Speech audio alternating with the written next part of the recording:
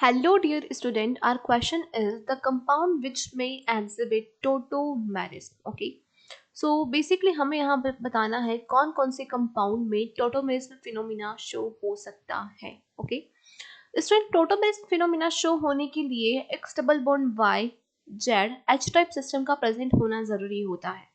यहाँ सबसे पहले क्या होगा, इस बॉन्ड के इलेक्ट्रॉन जेड को देकर यहाँ से H प्लस रिलीज हो जाएगा. तो यहाँ फॉर्मेशन होगा X double bond Y Z minus का. अब ये जो नेगेटिव है पाई में कन्वर्ट होगा और ये जो पाई है वो एक्स के ऊपर शिफ्ट हो जाएगा. सो बेसिकली यहाँ बनेगा X minus Y double bond Z. अब हमारे पास क्या है, H प्लस प्रेजेंट है, तो ये जो नेगेटिव चार्ज है एक्स का ये इस H प्लस को ट्रैप कर लेगा. तो यहाँ फॉर्मेशन होगा X H Y double bond Z. Okay, इस फिनोमिना को हम कहेंगे टोटोमेरिज्म.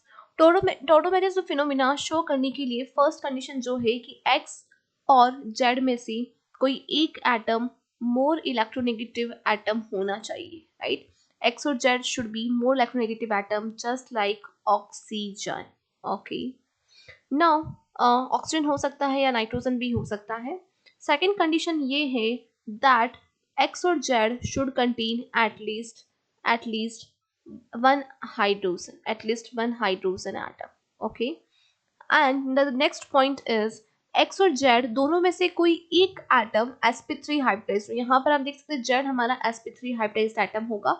सो x और z should be sp3 hybridized. दोनों में से कोई एक sp3 हाइब्रिडाइज्ड होना चाहिए. Okay, now student basically option A is sp3 hybridized atom से ही बेसिकली हमें क्या लेना होता है, हाइड्रोजन लेना होता है.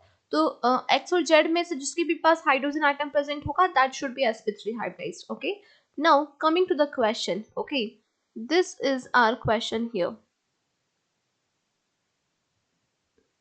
Here and double bond O. Student यहाँ आप देख सकते हैं कि हमारे पास क्या है, ऑक्सीजन, और इधर भी हमारे पास है ऑक्सीजन. ठीक है, तो बेसिकली आप देख सकते हैं अगर यहाँ से हाइड्रोजन जाएगा तो वो जो नेगेटिव चार्ज है वो कंप्लीट कॉन्जुगेशन में होगा. Right, that is the complete conjugation of negative charge. Right, तो अगर ये कंप्लीट कॉन्जुगेशन में होगा तो ये फिनोमिना टोटोमेरिज्म शो कर सकता है, ये कंपाउंड टोटोमेरिज्म फिनोमिना शो कर सकता है, बिकॉज यहाँ पर ऑक्सीजन और ऑक्सीजन है जो कि मोर इलेक्ट्रोनेगेटिव एटम है, और ऑक्सीजन के पास sp3 हाइब्रिडाइजेशन भी है और साथ में एक हाइड्रोजन भी है. तो तीनों कंडीशंस को फुलफिल कर रहा है. That means it can show the tautomerism phenomena. Now coming to the option B.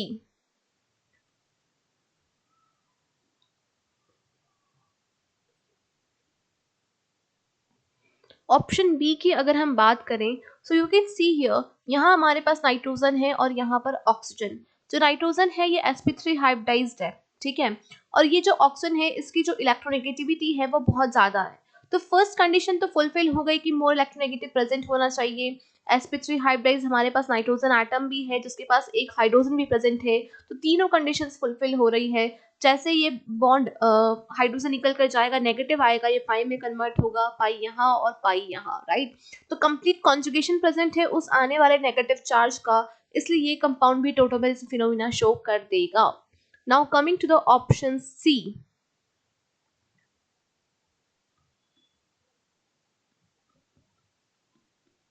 Option C में बच्चों अगर हम बात करें, सो यू कैन सी यहाँ हाइड्रोजन है, तो ये कार्बन और ये ऑक्सीजन. ठीक है, तो बेसिकली हमारे पास एक कार्बन है और ऑक्सीजन है, सो डेफिनेटली ये sp3 हाइब्रिडाइज्ड है, इसके पास एक हाइड्रोजन एटम भी प्रेजेंट है. राइट, और ऑक्सीजन की इलेक्ट्रोनेगेटिविटी भी ज्यादा है, तो डेफिनेटली ये जो कंपाउंड है टोटोमेरिज्म फिनोमिना शो कर देगा.